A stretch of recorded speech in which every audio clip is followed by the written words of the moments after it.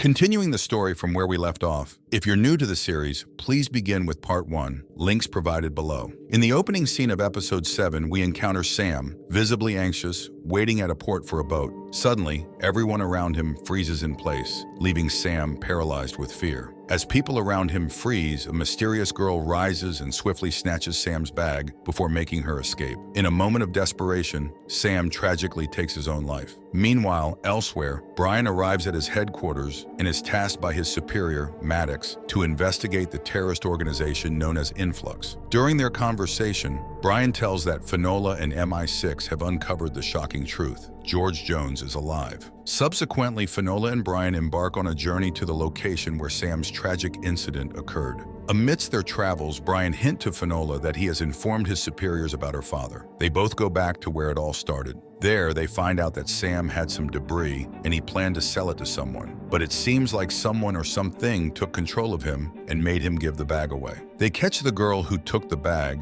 but she doesn't remember anything about it. Even the people around don't recall what happened. They wonder when exactly Sam shot himself. Later, they visit Sam's house. His brother Luke explains that Sam found this strange debris there and was going to sell it. He also arranged a buyer through the dark web. While they're there, Sam's daughter Caroline arrives, still unaware of her father's death. Luke mentions that after Sam touched the debris, he started acting really weird, like he was under a ton of stress. Afterward, they are about to head to the area where the debris was discovered. However, Luke's brother arrives and hands them Sam's laptop for investigation. They then depart for their office, but halfway there, they realize they were supposed to research the debris location instead. Despite this, they continue on their way back to the office by car. Upon reaching the debris location, Finola is overcome with fear and hastily returns to the car, visibly shaken. When Brian inquires about her sudden reaction, she confesses that it felt as though the debris was communicating with her, urging them to leave the area. She suspects the debris is manipulating them to flee. Meanwhile, at the CIA office, Maddox interrogates the same terrorist leader, employing a device to extract upcoming memories from his mind. He presses the terrorist about George Jones, triggering the emergence of a significant memory, a church, suggesting it may be the location where George Jones is being concealed by the terrorist group. On the other hand, Brian and Finola visit Sam's ex-wife, who is Caroline's mother. They find out that she had fought hard in court and won custody of Caroline. However, they are surprised to discover that Caroline is living with her father instead.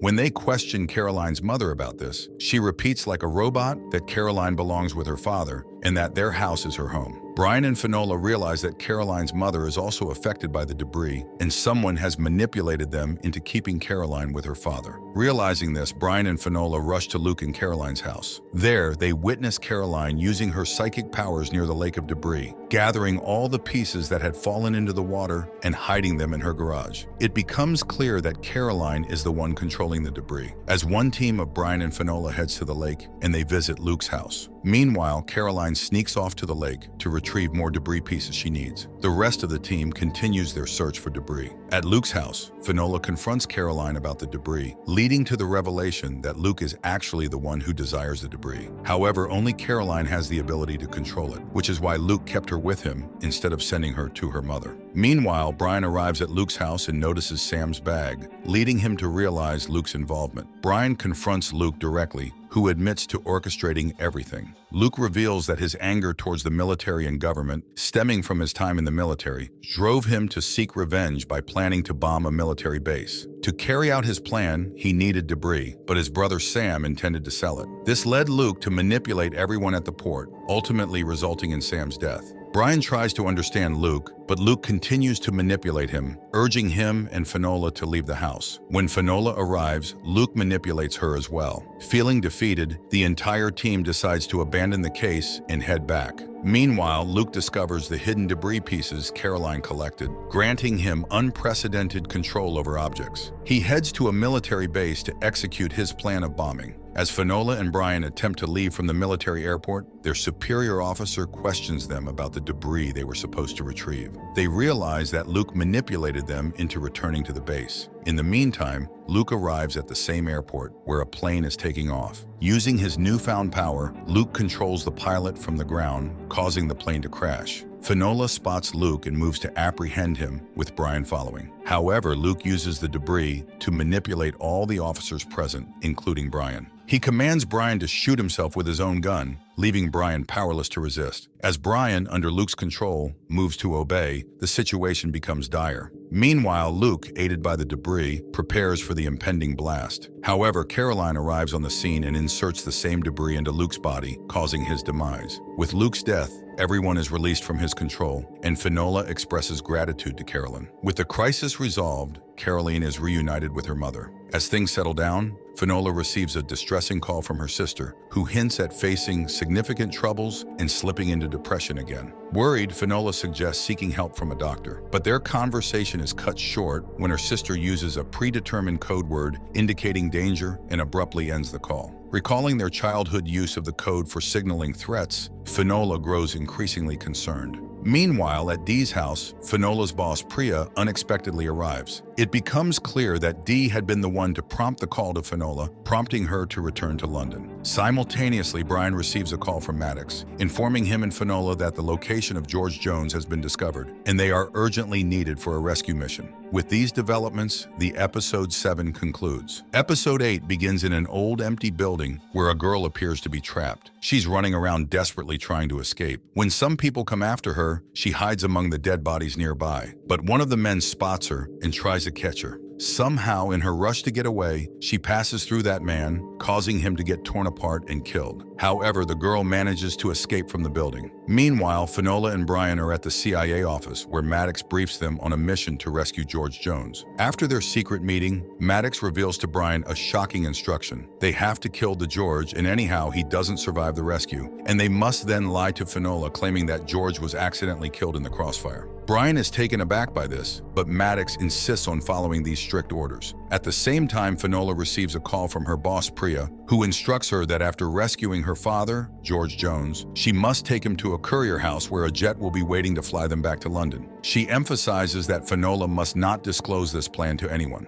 Finola is taken aback by the secrecy, but before she can ask further questions, Priya redirects the conversation, mentioning that a team will be available to assist them at the designated location. Despite her confusion, Finola prepares for the mission and joins Brian in the car. During the journey, Brian discloses to Finola that he has been ordered to eliminate her father. This revelation leads to a heated argument between them. However, Finola shares Priya's plan for their escape, hoping to ease the tension. Brian, in response, promises Finola that he will do his best to save George Jones. They both acknowledge their shared desire to uncover the truth surrounding George's situation. As they continue their journey, Brian spots a girl who suddenly disappears in front of their car. They halt and search the area, eventually finding her. The girl reveals that she was held captive in a terrorist facility where she underwent debris experiments. She now possesses the ability to cross through any solid objects and also can become invisible. Astonishingly, she recognizes the terrorist leader from a photo. Their backup team arrives to take the girl back to the lab for further examination. However, before leaving, she cryptically mentions to Finola that she doesn't know the location of the light of ball. This statement surprises Finola as she hadn't mentioned anything about it. It triggers Finola's memory of Eric's clone mentioning the same thing during their debris experiments. Finola realizes that the light of ball must be another significant piece of debris. From there, they head to the facility where they encounter numerous terrorists and find many people subjected to experiments. They successfully rescue them, and finally, Finola spots her father, George, alive. Overwhelmed with emotion, they share a heartfelt moment. However, Brian's team arrives and aims their guns at them. Brian intervenes to stop them, but a soldier threatens to kill George. In a split-second decision, Brian eliminates the threat and they attempt to flee. A chaotic firefight ensues, resulting in the deaths of many soldiers, but all three manage to survive. Before leaving, Brian ensures that all footage of the facility is destroyed to prevent any evidence from falling into the wrong hands. They then proceed to the courier station as instructed by Priya, where Finola and George can escape to London. At another location, an MI6 officer waits at the courier station for Finola's arrival. However, this officer is an imposter who has kidnapped the real officer and is wearing his mask. This deception suggests potential association with terrorists or other mafia groups. While en route to the courier station, Finola receives a call from her sister Dee. Dee informs Finola that she is safe and reveals that the earlier call urging Finola to return to London was actually fabricated by their boss Priya. Priya had visited Dee's house and compelled her into making the call to lure Finola back. Upon learning this, Finola urges Dee to find a safe place to hide. This revelation solidifies Finola's distrust in Priya. Upon realizing the danger awaiting George in London, Finola decides to abandon the plan, and the three of them seek refuge in a motel. Brian informs Maddox that George was not present at the facility as expected, indicating faulty intelligence. As night falls, they confront George at the motel, questioning how he could be alive after Finola had seen his dead body.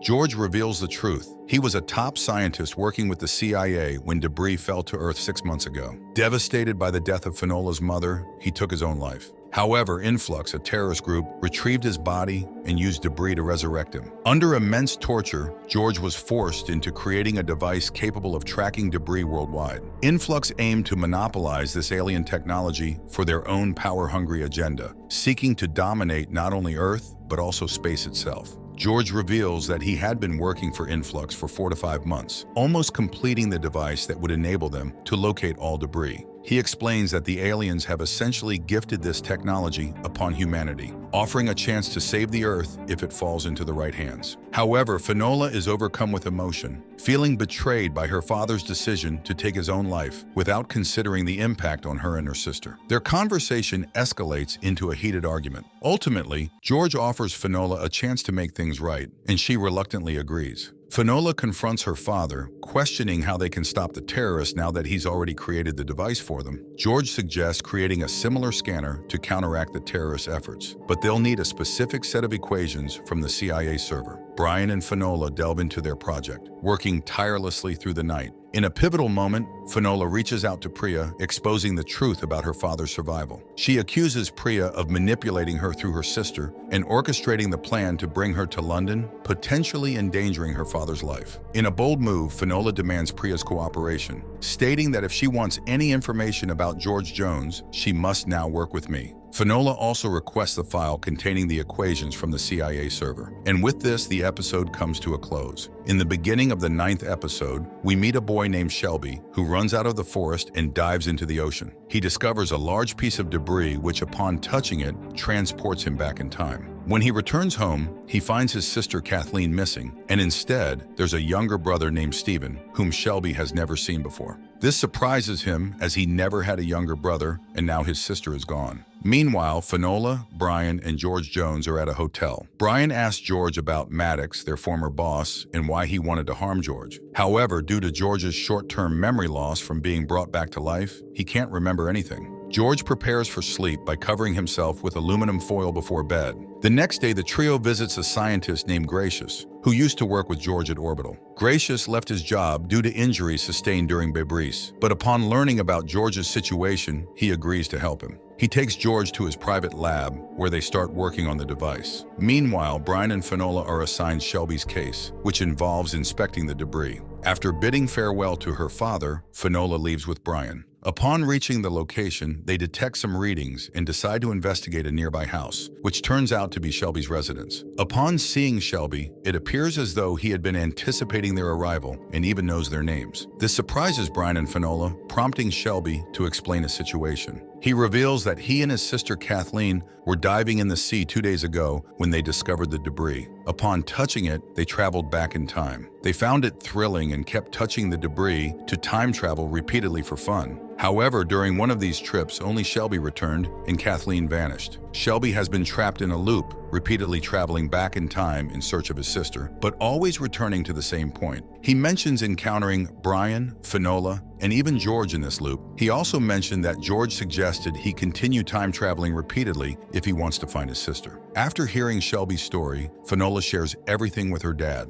George then asks Shelby some questions, and after their conversation, he signals Finola to answer a call. George expresses doubts about Shelby's claims, stating that he doesn't believe any version of himself would have advised Shelby to continue time traveling. He explains that each time Shelby jumps, multiple realities are created, causing damage to the fabric of space and time. They realize they must find a way to stop him. However, as they discuss, Shelby suddenly gets an idea and rushes to jump again, initiating a new loop by touching the debris. At the start of this loop, Finola's dad is at Gracious's lab, where Gracious shows George around. Meanwhile, Finola and Brian receive details about Shelby's case and head over to investigate. The sequence of events unfolds similarly, with Finola making the same call to her father as before. George asks Shelby about the colors he sees during time travel, but Shelby doesn't recall. Recognizing the importance of this pattern, Shelby heads upstairs to check. George warns Finola that Shelby shouldn't go near the debris, as his repeated time jumps are damaging reality. However, Shelby is determined to jump again, and while preparing with his GoPro, he sees Kathleen's reflection in a mirror. He immediately jumps into the sea, starting a new loop. In this reality, Brian has a different partner, so Shelby records the colors he sees during the jump. However, without Finola present, he can't communicate with George. Realizing the futility of this loop, Shelby continues to time jump, encountering Brian's new partner each time. After many tries, Shelby finally finds himself in a loop with Finola and Brian. Seeing Finola, Shelby feels relieved. He's set up lots of mirrors in his house to glimpse his sister's reality through them. Meanwhile, Maddox learns his wife Julia wants a divorce. He interrupts her meeting with a lawyer, trying to persuade her to change her mind. It turns out Julia blames herself for their son's accident, which left him unable to walk or talk.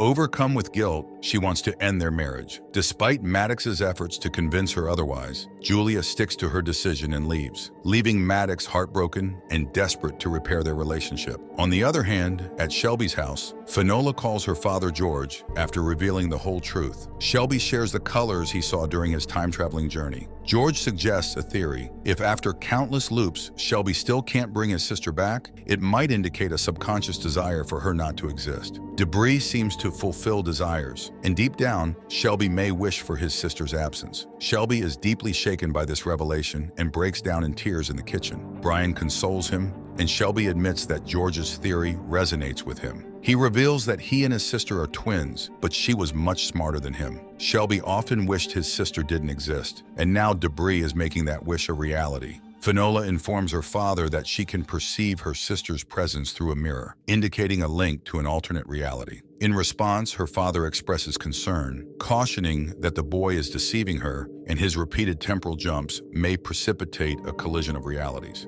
Hearing this, Finola becomes incensed and confronts the boy. Startled, Shelby flees, prompting Brian to pursue him. As they give chase, both Shelby and Brian arrive at the vicinity of the debris. During their ensuing struggle, the debris activates, propelling both Shelby and Brian into a time travel event. In this alternate reality, a fresh cycle starts as Brian finds himself also thrust into the world of time travel, granting him full recollection of past events. Returning home with a new partner, Brian's look filled with anger, evident as he swiftly restrains Shelby upon arrival. Within the confines of the house, the unexpected unfolds. Doorways to alternate realities manifest openly, not confined to mirrors as before. This unparalleled development poses a grave threat as the convergence of multiple realities looms ominously. Brian's new partner, Grace, witnesses the unfolding chaos and urgently reaches out to her main team for assistance. Their task, to deactivate the debris and seal the interdimensional breach before catastrophe strikes. However, Brian faces an unsettling prospect: the possibility of being trapped in this reality indefinitely unless he finds a means of escape. Determined to break free, he seeks advice from Finola, hoping to get insights from George's instructions and navigate the risky situation. And with that, the episode 9 ends.